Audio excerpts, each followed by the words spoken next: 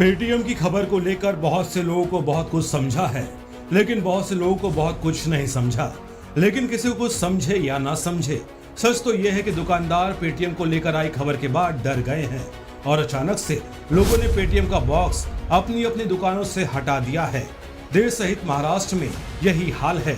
हर कोई अपनी दुकानों से पेटीएम का बॉक्स और स्कैनर हटा रहा है, क्योंकि जो खबर आई है उसके बाद छोटे से छोटा दुकानदार हो या बड़े से बड़ा व्यापारी कोई रिस्क नहीं लेना चाहता और स्कैनर के दूसरे विकल्पों पर भरोसा कर रहा है।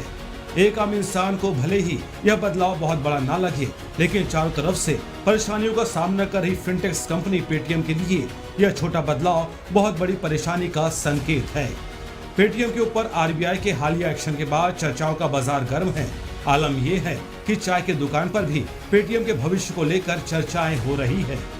अब बात करते हैं पेटीएम के परेशानी की। पेटीएम की पेरेंट्स कंपनी है 197 कम्युनिकेशन, जो वित्तीय सेवाओं से लेकर ई कॉमर्स तक की कई तरह का काम करती है। वित्तीय सेवाओं का काम पेटीएम पेमेंट बैंक के मार्फत होता है।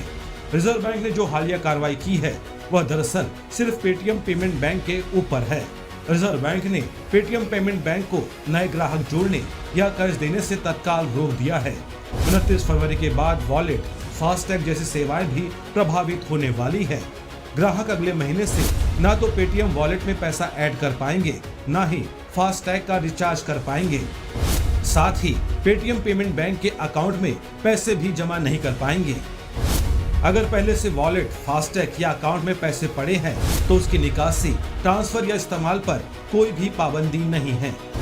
पेटीएम ऐप की बात करें तो यह एक सामान्य यूपीआई ऐप की तरह काम करता रहेगा, क्योंकि ऐप का परिचालन पेटीएम पेमेंट बैंक नहीं बल्कि सीधे पेरेंट्स कंपनी 197 कम्युनिकेशन करती है।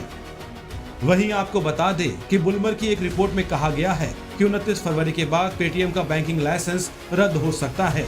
मामले से जुड़े सूत्रों के हवाले से बताया जा रहा है कि रिजर्व बैंक ने डिपॉजिटर की सुरक्षा सुनिश्चित करने के लिए 29 फरवरी तक का समय दिया है।